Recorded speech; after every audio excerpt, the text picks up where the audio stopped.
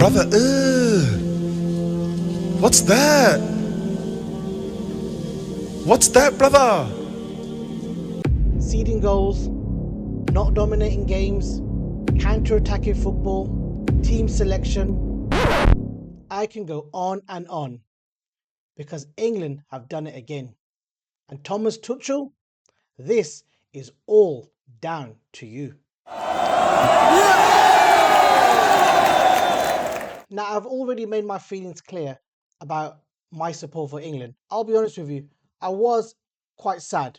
Why? Because it's just same old story for England, and I'm a lot more pessimistic when it comes to England now because of the way they perform in tournaments. History says it all when it comes to England, and I'll be honest, I was one of those that actually thought Gareth Southgate really well. He had a style of football, and he had the players, and he got the players to play it the way he wanted to. But what we're seeing now is a complete contrast. And that two-faced, you know what, Thomas Tuchel, to say England didn't have a style before, that's an absolute disgrace because under Gareth Southgate, at least they did. Now it's something totally different. And if we're going to start to dissect what happened yesterday in the England-Argentina match, you're going to have to start from the beginning because I, for one, was not fooled by this World Cup. The 3-2 against Croatia, that first half, just Croatia coming back into the game, not controlling it and then winning at the end. The writings were on the wall from the beginning. Ghana, the stone-wall penalty that they were criminally not given by VAR. Konsa's tackle was just ridiculous. What was he thinking of in that game? Ghana were robbed of a win. And then you move on into the round of 32. DR Congo, 1-0 up. Come on. They've played a low block, a style of football that players in England should be accustomed to because around about 80% of the league play it. And then, if Wissa scored that second goal, I think that's it. It's game over. So you move on to this game, on top of a mountain, altitude, the heat. It's not like other teams didn't play there. At the end of the day, it's Mexico and this fantastic record they have there. Well, show me who they've played there in a really, really important game, and I'm pretty sure that record is a lot, different when you break it down into a bit of context. Yes, it was a great back to the walls performance because they went down to 10 men, but the amount of times they hit the bar, again, one thing is really important. A better quality team would have destroyed them. And just remember what they used to say to Man United when we were doing well. A better quality team would beat Manchester United. How many times have you heard that over the last few years? Norway, 1-0 up. I mean, I don't think Haaland's push on Elliot Anderson disrupted their goal, so it should have stood. But again, had to go to extra time. Performance was poor. Was I watching a different World Cup when it came to England? Because I'm telling you now, that was obvious to me. As soon as you play a really good team, this is what happens. Look at the teams that are left in the World Cup. France were beaten by a team that silently went through to the final just by doing their business. They've got this robotic tiki-taka style of football that absolutely destroyed France. Spain would have absolutely wiped the floor with England. And there's people just disrespecting them, saying, oh, it would be easy if we get Spain. We'd rather get Spain. Did you not see what Pep Guardiola done for about 10 years in the Premier League? Ridiculous. And then you play a game against Argentina, thinking again, were they overconfident? I guess one of my big gripes is probably team selection. Did he play the right team? Well, yes, he put Morgan Rogers on the right and he got the cross in, but ultimately, were there too many of the same players on the pitch? For example, that midfield pairing, Elliot Anderson and Declan Rice. Just because you're the best players in their positions, it doesn't necessarily mean that you have to be playing all the time or you fit into that system or that style of play. Thomas Tuchel came out and said before the World Cup, when he assessed what went on before, that England didn't have a style. They were scared to play, or they were scared to lose. They were too scared that they were going to go out, and that's why they couldn't get over the line. What on earth have we just seen this World Cup? Because I didn't see any style of play. I didn't see any patterns, any rhythm. All these things that he spoke about throughout this World Cup, he literally did. What rhythm of play did England ever play? They were moments. And that's what they were. Moments by individual players. Bellingham hasn't had a great season. Criticism, came his way, rightfully so, before the World Cup. However, he showed his quality. He is a top player. Harry Kane, an amazing player, the best number 9 in the world, a goal machine. What happened to him? So Tuchel saying these things are absurd. And then coming out in his interview afterwards to say this is England's best game, he had no regrets. This this is an issue with these type of managers, especially I've noticed in Germany. Big talkers, a lot of technical jargon, but how many of them actually go on perform? This is a guy, yes, who's won a Champions League with Chelsea, one of the worst final in history. Just remember, Roberto Di Matteo for Chelsea won a Champions League in 2010. A couple of months into the season, I believe he got sacked. Competition is a cup competition. A real test of a manager is a league. And yes, he won a Bundesliga, but did he win a Bundesliga? I'm not too sure. But I'm telling you now, these type of managers, and I even say Ralph Ragnick when he was at our club. Yes, he talked a lot of realities. Yes, pointing out the obvious, but a lot of technical jargon. Ultimately, these type of managers. Look at Nagelsmann. What did Gary Neville say? Get Nagelsmann. He knows how to manage clubs and big teams. I mean, look what happened to him. I mean, it's terrible. Look how USA capitulated. People wanted that manager too. Pochettino. Just remembered his name. So Tuchel, just remember, £5 million a year is going to this guy from the FA, the Football Association, the oldest association in the world. Your money that you plow into tickets and merchandise and TV revenue and subscriptions. They're giving this guy £5 million a year. No one could tell me that England should not be getting to tournaments, because every time the hype starts when they're in the group stages, England, of course, are going to, because the opposition is awful. And then there's that one anomaly when they didn't get it, and that's when that time when I just started to kind of fall out of favour in England, because reality hit hard that England weren't the national team that we all thought they were. So ultimately, that has led to the failure of England again.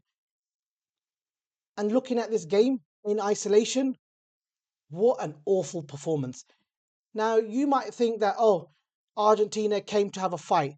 This is a team that has had 2 World Cup finals in a row now, and you're disrespecting them? Oh, look at them. All they want to do is foul. Yes, they disrupted England's game. England were just as awful, and they fouled. The stats, just look at them overall. Argentina dominated the game in possession. Argentina dominated the game in chances. Argentina, look how many times they've got into England's box and how many times England did to theirs. What an awful game by England.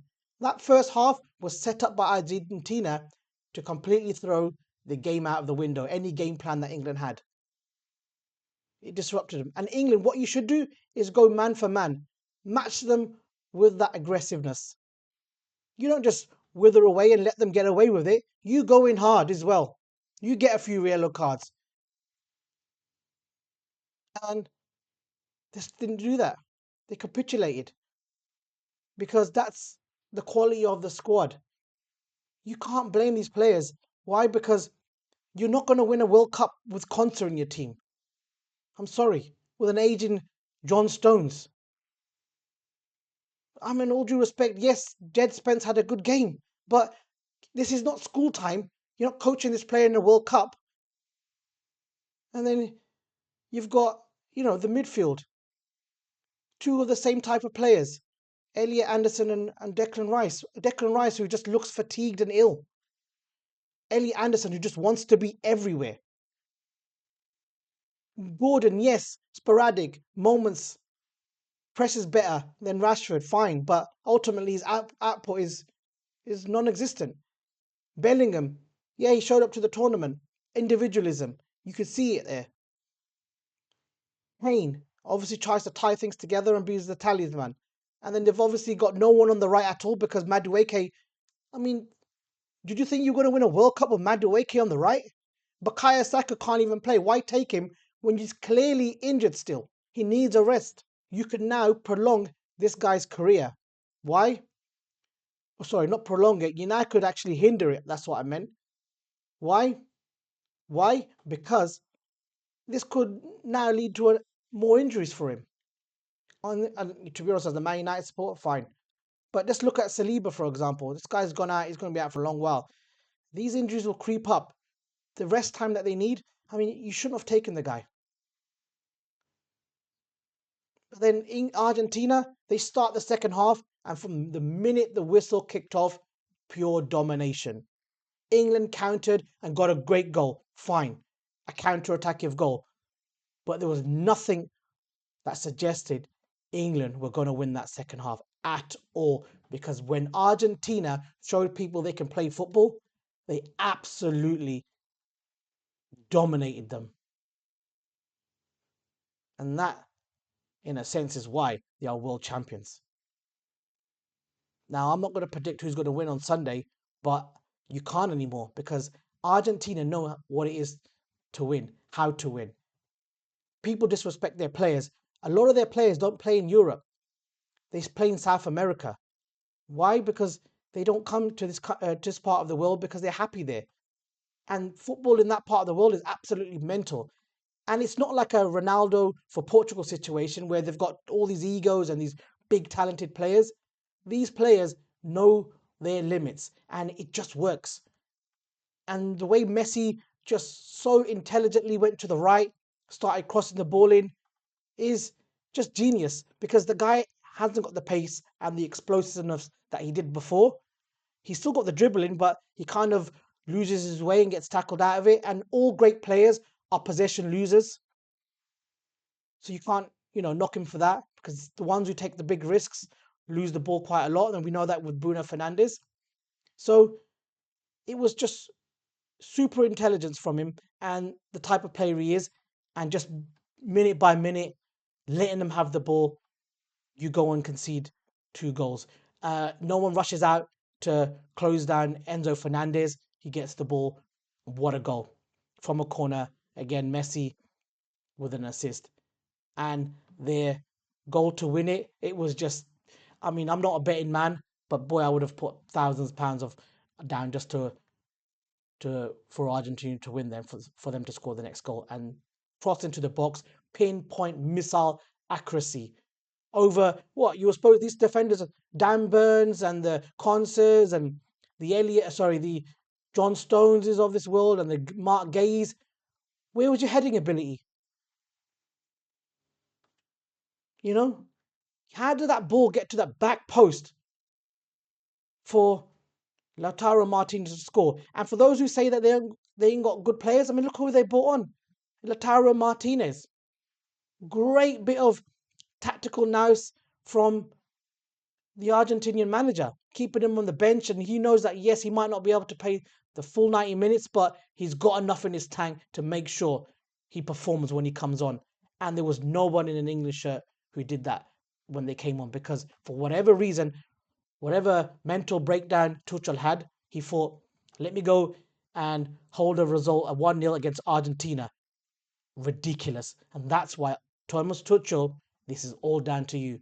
Thomas Tuchel, the £5 million you get a year from the FA, you are a lucky man because you are robbing them blind. He should be sacked. I mean, he's not going to resign, but that is a sackable offence because that just showed the world that this man cannot do it. He he doesn't make the right changes. Moments players get him out of trouble, and he was basically exposed by Argentina because when they stepped up, Argentina showed the world that they are the best team in the world right now until Spain beat them. And if they do, I'm not sure. But right now, I'm sorry, it's not about individual brilliance and player for player. It's about a team. And that team, Argentina, they've got it all. You know, a ruthlessness, an aggression, technical ability, a passion. And that's what football is about. And that's what South American football displays quite a lot. And we just don't maybe see that here in this part of the world. Because that's why it's a great advert for football that you've got South America versus Europe again. And it's just going to be, hopefully it'll be just as spectacular as the last World Cup, which was the best final in history. And I guess I'm going to have to come on to ultimately where I think England failed. If I was Cole Palmer, Phil Foden, Lewis Hall, I'd be absolutely gutted looking at that game. You bring on players like Cole Palmer and Phil Foden and who play and just behind, in front of the penalty box.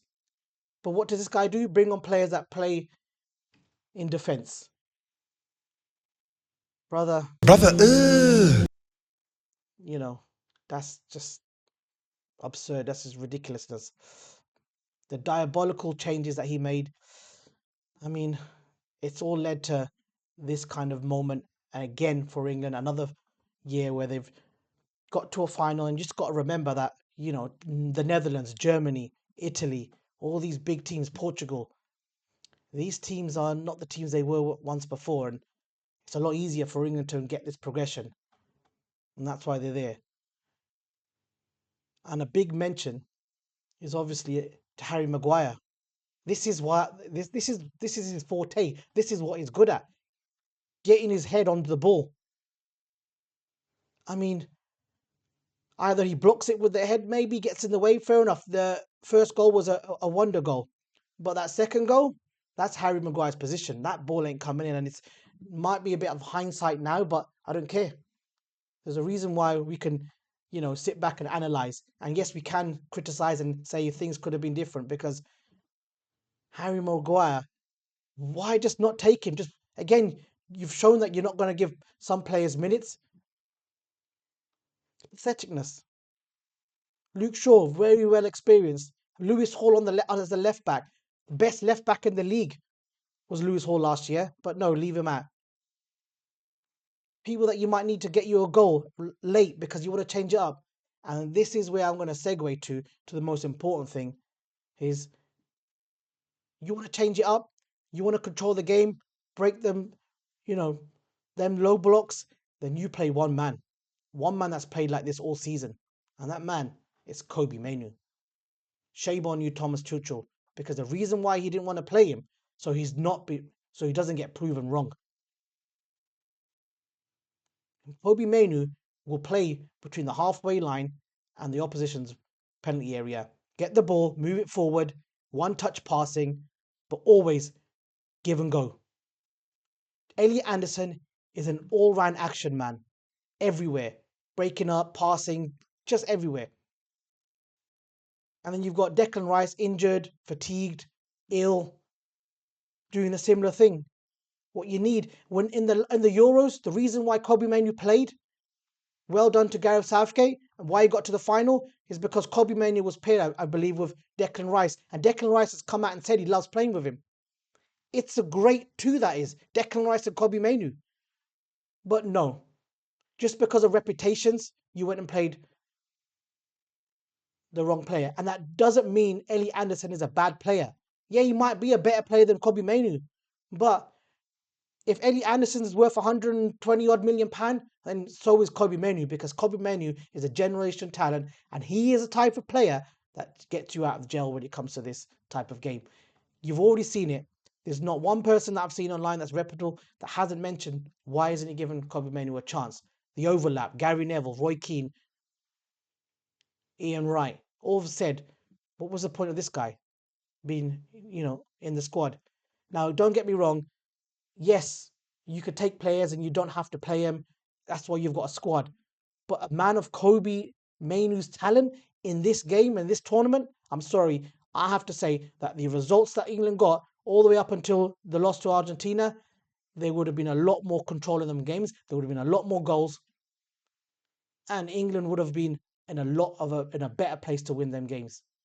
And that's why ultimately England have failed, because of decisions, and the decisions that have come from the manager. It was great to see Lissandro Martinez talking to Kobe afterwards. But don't worry, Kobe Manu, you've got many years ahead of you, and hopefully it's not with this manager. And if this manager does play you, and I'm pretty sure that you will be staying in his first team, because it's ridiculous. Again, you can play teams that have really good players, and it doesn't necessarily mean that you're dropping them because of their ability. It's just what style suits, or who suits the style. And England needed a type of player like Kobe Mainoo to break them lines, to get that ball forward, to keep it moving within that kind of area of the penalty area and the D. So, are you guys just as annoyed as me? Where do you think England went wrong? Do you think Thomas Tuchel was right with the squad? And do you think that tactically England got it completely wrong? Are you the type of Manchester United supporter who is fully into England? Or are you just like me who's, fallen out of love with them? How many times are you going to watch tournaments and then England are, you know, going to end up like this? And is it down to, these small kind of nuances, or is it a bigger problem? Because going forward, it probably will continue like that under Thomas Tuchel. And that's exactly why, England may always fail at the, at the wrong, at the end. It'll be good to see how this pans out, and it'll be really good to see if Kobe Manu starts that third, fourth place game, because I've got high hopes. I think that game, if Kobe Manu goes in there, I won't be surprised he comes out that man of the match. Or I just won't be surprised that Thomas Tuchel, you know, doesn't play him at all, and that'll be an absolute disgrace. And I'll go and say that for Ivan Toney, he could have switched things up. Ollie Watkins could have did switch things up, putting two, strikers up front. Ridiculous. You're playing, if you're going to play like that in the second half against Argentina, maybe Ollie Watkins and Harry Kane up front, getting two men in there, or Ivan Toney using his strengths. But no. Anyway, that was my kind of take on the England situation, the debacle. But we've got a lot more things to be excited about, because Manchester United are coming back. They play Wrexham on the weekend. I look forward to, the next signing. Who's it going to be? A lot of talk about Baleba, but nothing confirmed, nothing confirmation. No one's leaking anything. Expect the unexpected from Manchester United. And I guess thank you very much for watching. And there's only one thing left to say. I'll be back.